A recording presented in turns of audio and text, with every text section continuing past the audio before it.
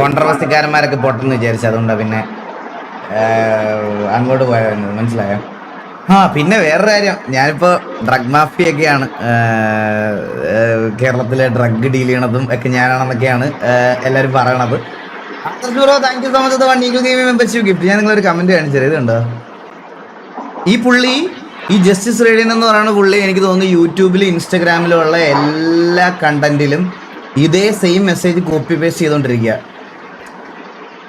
ഇതേ message copy paste ചെയ്തോണ്ടിരിക്കുക. നിങ്ങൾ ആരെങ്കിലും കണ്ടോ എന്ന് എനിക്ക് അറിഞ്ഞൂടാ. താങ്കൾ പറഞ്ഞത് വളരെ ശരിയാണ്. ഒരു ബിസിനസ് പാർട്ട്ണർ എന്ന് പറയുമ്പോൾ കൂടെയുള്ള പാർട്ട്ണർ ചെയ്യുന്ന എല്ലാ കാര്യങ്ങളിലും അയാൾക്ക് ഉത്തരവാദിത്വം ഉണ്ടാവും. പിന്നെ എൻ്റെ ഒരു സംശയം ഞാനിവിടെ ഉന്നയിക്കുന്നത്, UK സ്കാമേഴ്സിൻ്റെ കേരളത്തിൽ കൂട്ടുകാരൻ നമ്പർ 1 ഡ്രഗ് മാഫിയ തലവനാണ്. അവരൊന്നിച്ചുള്ള വീഡിയോസ് വന്നിരുന്നു. അപ്പോൾ സോഷ്യൽ മീഡിയയിൽ കൂടിയാണ് ഡ്രഗ് വിൽക്കുന്നത്, പ്രൊമോഷൻ ചെയ്യുന്നതും. അതിൻ്റെ മാർക്കറ്റിംഗ് ചെയ്യാൻ അവരുപയോഗിക്കുന്നത് സോഷ്യൽ മീഡിയയാണ്. അതുപ്രകാരം ഇന്ത്യയിൽ നിരവധി ഇൻഫ്ലുവൻസേഴ്സിനെതിരെ കേസ് കൊടുത്തിട്ടുണ്ട്. അതുപോലെ ഇവിടെ മാർക്കറ്റിംഗ് ചെയ്യാൻ ഒരു ശ്രമം നടന്നിരുന്നു എന്ന് അന്വേഷണം നടത്തണം. ഉറപ്പായും. ഡ്രഗ് പറയുമ്പോൾ കാക്കച്ചിയുടെ ഫാൻസ് വന്ന് തെറി വിളിക്കുന്നു. അവർ കൊല്ലുമെന്ന് വരെ ഭീഷണിപ്പെടുത്തുന്നു. ഈഗിൾ തൂക്കുമെന്നൊക്കെ പറയുന്നു. ശരിയായ ഒരു അന്വേഷണം ഗവൺമെൻറ് നടത്തണമെന്നാണ് അന്വേഷിക്കാൻ നർക്കോട്ടിക് ഡിപ്പാർട്ട്മെൻറ്റ് ഇമെയിൽ ചെയ്തിട്ടുണ്ട്. ഡ്രഗ്സ് ഇതിനെപ്പറ്റി പറയുമ്പോൾ ഫാൻസ് വളരെയധികം ഭീഷണിപ്പെടുത്തുന്നു. ഞാനൊരു ഡ്രഗ് മാഫിയയുടെ മുമ്പിലും കീഴടങ്ങാൻ ആഗ്രഹിക്കുന്നില്ല. എൻ്റെ ജീവിതം പോയാലും ഞാൻ സത്യം വിളിച്ച് പറയും. ഫാൻസ് എൻ്റെ ഹാക്ക് ചെയ്ത് എൻ്റെ ഡീറ്റെയിൽസ് എടുക്കുമെന്ന് പറഞ്ഞു.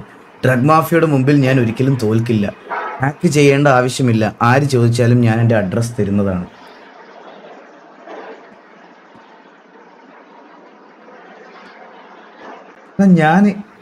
ഞാൻ എവിടെ എത്തി ഗൈസ്? ഞാൻ ഏതൊക്കെ രീതിയിലാണല്ലേ ആൾക്കാർ എന്തെങ്കിലും ഒരു ചെറിയ കാര്യം കിട്ടാൻ വേണ്ടി നോക്കിയിരിക്കണമെന്ന് നോക്കടാ. ഇതാണ് ഇവിടുത്തെ ലൈക്ക് നമ്മളിത് ഈ പറയണത് പോലെ നമ്മൾ ഒന്നെങ്കിൽ സ്ഥിരം, ഞാൻ ഈ ലൈവ് ഇടുന്നതിൻ്റെ കൂടെ ഇടക്കിടയ്ക്ക് ജയിലിലൊക്കെ പോയി, ലൈവ് ഇടുമ്പോൾ ഇടയ്ക്കിടെ ജയിലിലൊക്കെ പോയി തിരിച്ചു വരണം, വീണ്ടും ലൈവ് ഇടണം. അങ്ങനെയാണെങ്കിൽ എന്നെപ്പറ്റി ആരും ഒന്നും തിരക്കില്ല, ആരും അധികം തിരക്കാനൊന്നും പോകത്തില്ല. ഇത് നമ്മൾ ആരും ഉപദ്രവിക്കാതെ നമ്മുടെ കാര്യങ്ങളൊക്കെ ചെയ്ത് പോകുന്നതിൻ്റെയാണ്. അപ്പോൾ ഇവൻ മര്യാദയ്ക്ക് പോകുന്നുണ്ട്, ഇവൻ അതും ഇതൊക്കെ ചെയ്യുന്നുണ്ട്, എന്തെങ്കിലും ഒരു പണി കൊടുക്കണം. ഒന്നും പറയാനില്ല. എന്ത് ഫ്രസ്ട്രേറ്റഡ് ആയിരിക്കുമല്ലേ ആൾക്കാർ. ആലോചിച്ച് നോക്കി, പുള്ളി അതിനു വേണ്ടി ടൈം ഇൻവെസ്റ്റ് ചെയ്ത് റോളക്സുകൾ. എൻ്റെ അമ്മോ, ഒന്നും ഇതിന് അഭിപ്രായമേ പറയാനില്ല ഗൈസ്, അഭിപ്രായമേ പറയാനില്ല. ഡീലിംഗ്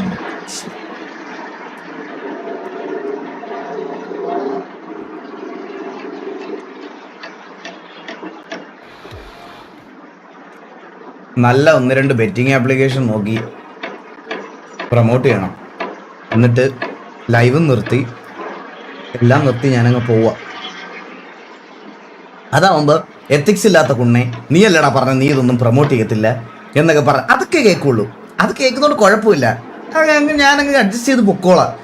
ഡ്രഗൊന്നും കേൾക്കണ്ടല്ലോടാ, ഇതൊന്നും കേൾക്കണ്ടല്ലോടാ.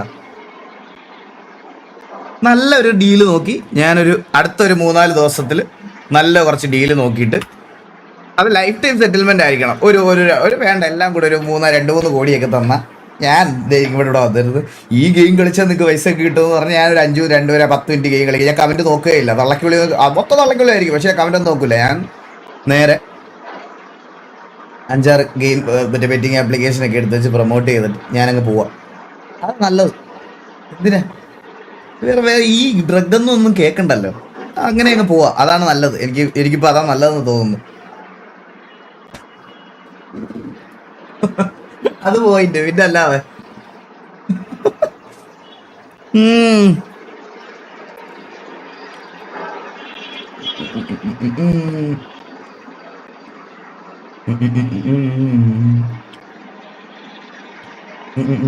പാബ്ലോ വാസ്കോ മാറുന്നു.